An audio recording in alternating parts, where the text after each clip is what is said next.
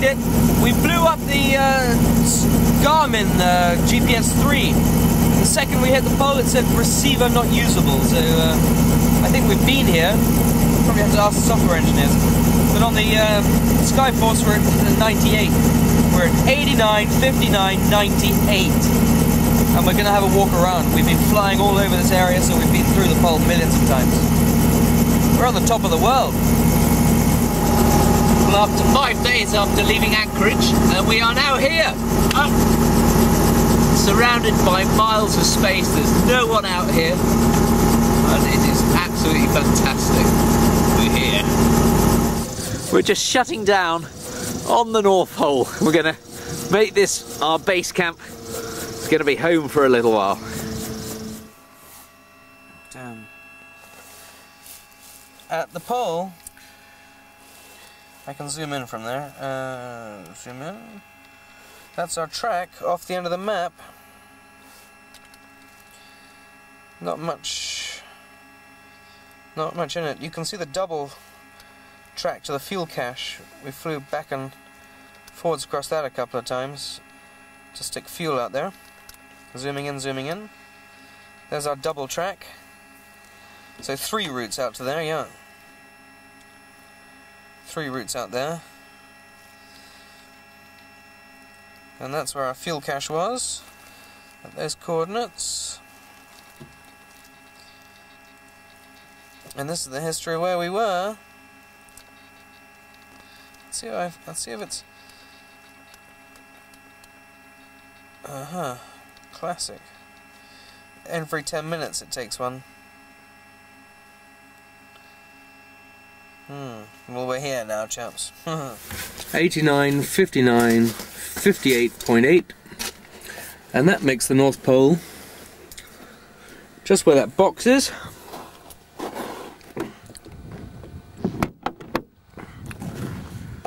Which is here.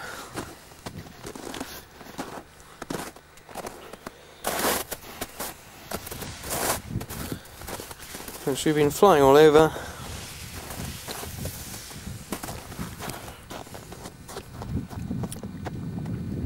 Here we are, at the pole, and there is Captain Brooks with a tent about to set up our polar base camp. A house on top of the world. And what's in that bag? There we go. A whole load of poles! Okay. This place is full of poles. Another pole. So here we are, celebrating our arrival at the pole. We've got a little Champagne on ice. Some shrimp Newberg boiling on the stove. And I'm about to place a call to little Maximus. My baby little son here. Hello Maximus. We're going to say hello to Maximus. Call him in France with his mummy, Juliet, who I love very much. There we go. And I'm going to call my future wife. Steve's getting married. Steve's getting married. 29. Who I also love very much. Well done. I'm getting good at this marriage lark. He's getting good at this. Hello. Hello, darling. How are you? You'll never guess where I am.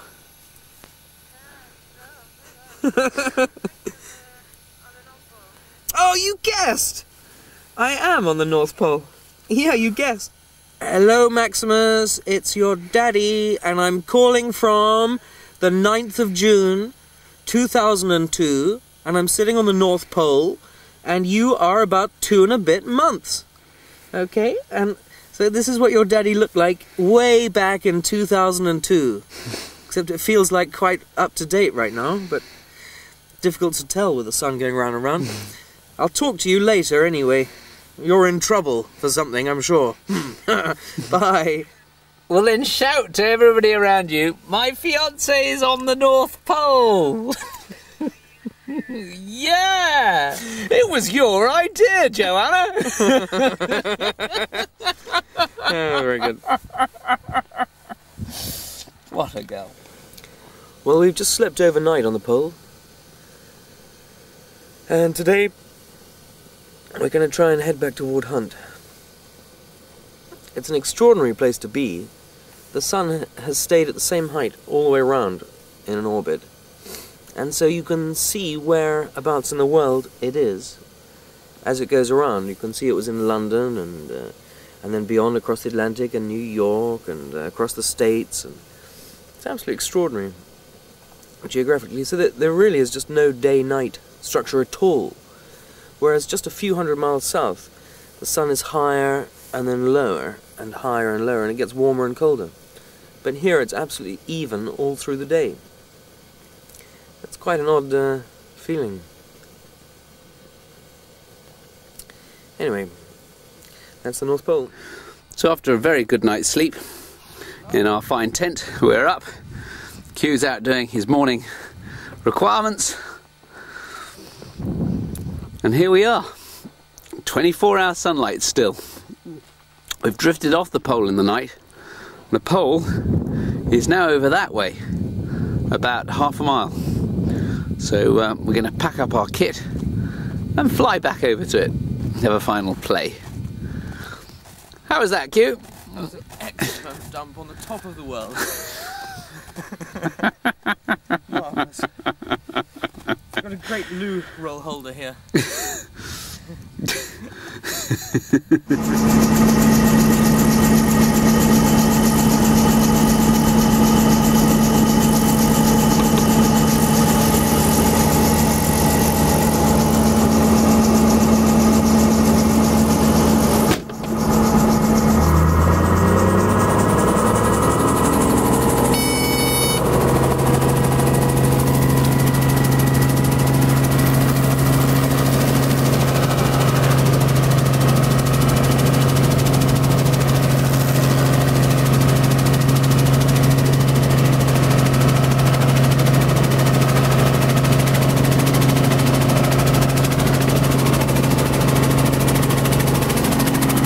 On there, 90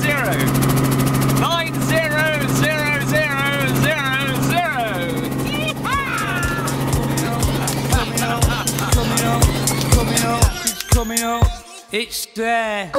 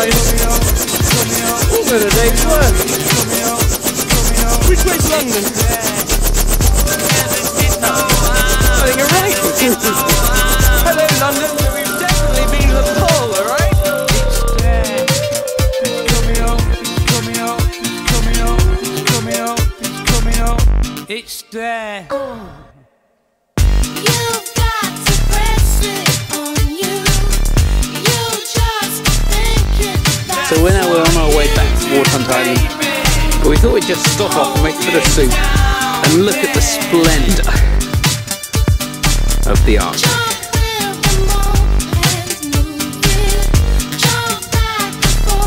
What a magnificent place. Just that beautiful blue water. To us this all looks friendly. Of course to the Arctic waters this is the thing that stops them in their tracks. So they've got water that wide and they sometimes have to walk 10 miles round it. But we're just blown away by the serenity of this place. It's a no man's land. There isn't a single bureaucrat within 1,000 miles. Oh, here we are back in Warhunt Island. And the weather's closing in. Q's just ringing in to Mike to tell him where we are, and that we've landed safely and we didn't run out of oil at the last minute. There's a howling blizzard outside, would you believe? Driving sleet and freezing rain. Really horrible. No problem. All in a day's work. This camping lark's a doddle. So it's dinner time, the stove's on, a bit of deep dish dessert, oh, and a bottle of whiskey. We're looking quite sorted really, and 2 cans of oil, which we eventually found. Here we go, all sorted.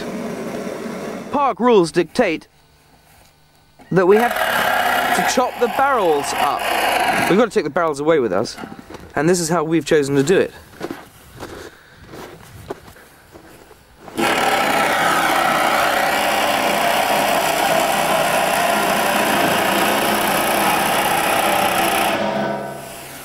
Bloody good show, Steve. What are you doing? Trying to cut these barrels up. I don't know if this is going to work or not.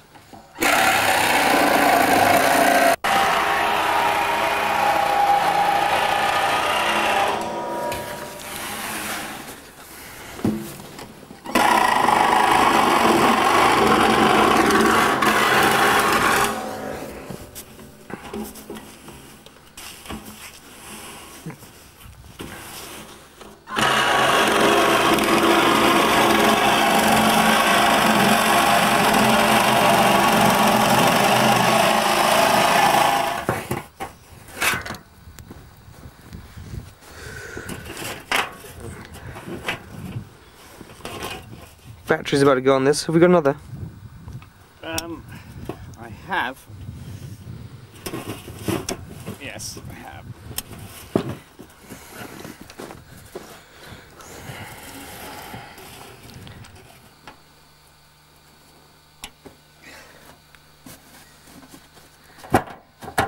Woo!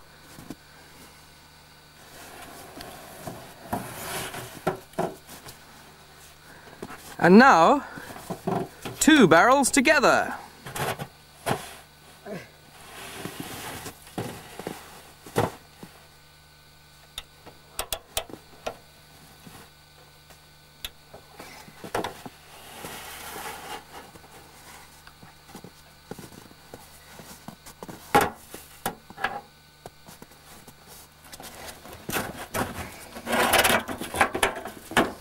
There you go.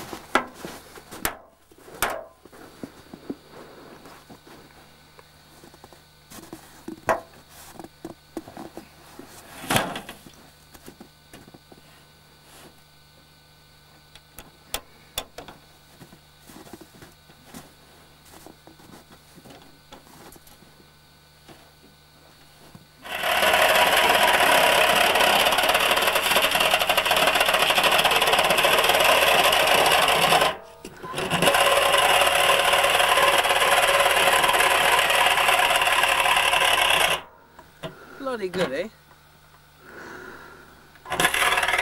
So here we are in paradise, chopping up barrels with the North Pole out there. Our test pilot, no, start again. Our brave test pilot is going to carefully test fly the new lift augmentation system. There you go. Notice how he carefully kicks the snow off his boots. to avoid any slip-ups. So now, having gone to the pole, we've now got to get out of here. At a national park, we've got to take our oil drums with us. They're all cut up, they're bound up. We've made them to about approximately half their original diameter. Strapped them to the skids. And now we're going to see if it'll work. That might need retightening once I get into the hopper. The what, mate? The yellow strap may need retightened once in the hopper. I'll check it. Ready to lift. Notice how our brave test pilot skillfully maneuvers his aircraft into a hover. How's it looking? Yeah, it looks good. They just drop slightly either side, but evenly.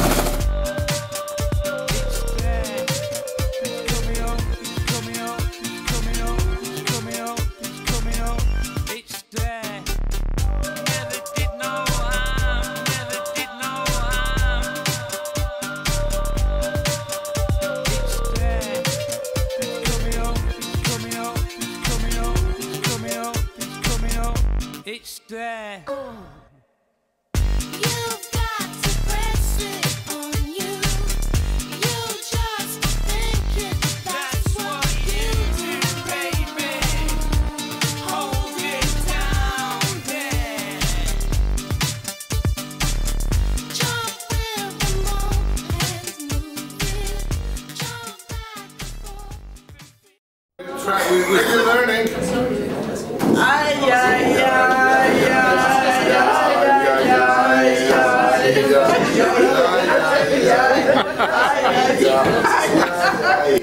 Aziz, I'd like you to say a few words to the people back in England. Come up here and visit us. You'll do well. What's been going on here? What happens from here? Oh, I don't know. Well, you guys just come back from the pole and surprised us again. We didn't expect you back that soon. So. Did you think we'd make it? Probably. Is that a no? Probably. That's a very diplomatic no. Franco, the local constabulary. How's that? And is it true that you... Tell me what you tried to do with Steve. Did you try and arrest Steve the second we landed here? Yes, until he negotiated his way out of an arrest. And so what were you going to do with Steve when he arrived? If he wasn't going to resolve the situation quickly, he was going straight to jail. Straight to jail. I think you should take him there now. Basically, he smooth talked his way out of it, and so you're letting him off. Yes, he did. Yeah. I guess it's the people from England. It's the accent or something. I don't know what it is. It just worked.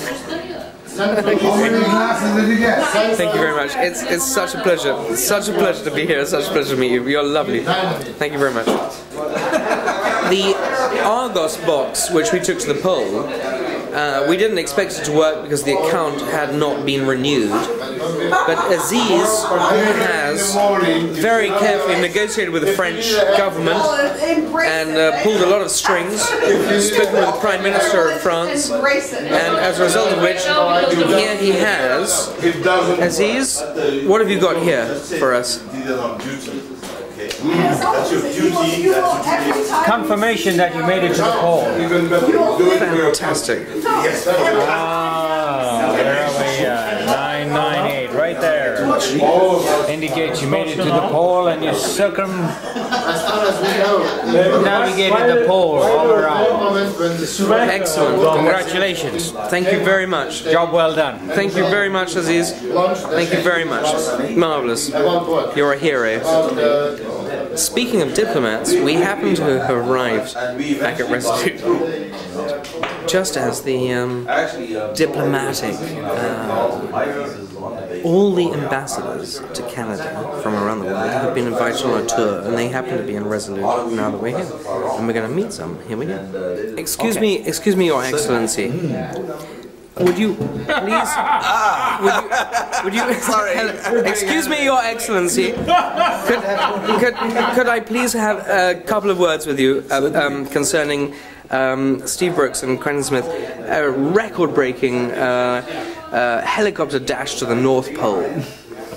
Now, is it true you are the ambassador to Canada? High Commissioner to Canada from the Bahamas, yes. Excellent. And the North Pole, that's quite near the Bahamas, isn't it? Well, it's almost, it's about, what, 80 odd degrees north, right? So no, it isn't. No, not that near. It's a long way from the Nassau Bahamas. is about 25 degrees north of the equator. Excellent. So, what do you think is the interest in the North Pole for the Bahamians? For the Bahamians, the North Pole would be interesting from the point of view of contrast. Indeed, contrast. Yeah, we would love people from the North Pole to come to the South. To come to the Bahamas to warm up. Yeah. So basically, all you cold people out there, you need to go to the Bahamas to warm up. Okay? Yeah, we would love to have you. I'd probably love to have you too. That's very good. Now, while we're on a diplomatic odyssey of the Arctic Circle, excuse me, Your Excellency, would you... Hello, nice to meet you. Would you please introduce yourself to the people back at home? Well, I'm the ambassador from Guatemala here in Canada. Excellent. And Guatemala is quite near the North Pole, isn't it? Well, not so near. Not so near. What latitude is Guatemala? Well, I'm not a geographer, you know. I'm an economist. So. Exactly. So you have no idea what latitude Guatemala is at? He's more like 19 degrees the latitude of Jamaica, I guess. That's marvelous. Steve. Bad time you referred to me as Your Excellency. Hello, Your Excellency. I'd like this behaviour to carry on.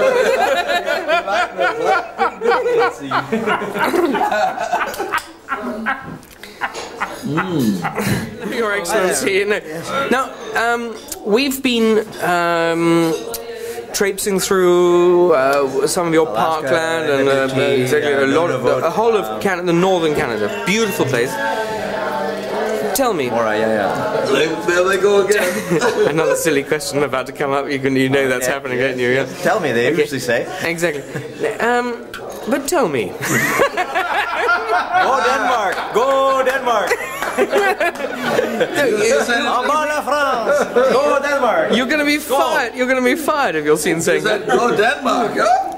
Yes. It's Molson, I think you're trying to say, isn't it? No, Molson's not playing I fans. think you're trying to say Molson. Okay. Yes, my father worked for Molson. Yes. Well, there you are. Yes, but he was a professional consumer. He was. Oh, it was worse than that. It was worse than that. He was a doctor who could get all the beer he wanted free and didn't like it.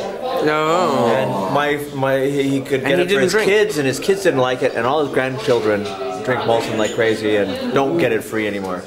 Good grief. About the North Pole, it's true that Canada owns the North Pole, basically, is that right? Well, apparently we share it with a whole bunch of other countries that also sort of go up to the North Pole. The Russians say that they sort of have something like 50%, 45%, and the Norwegians and the Greenlanders in Canada. Great.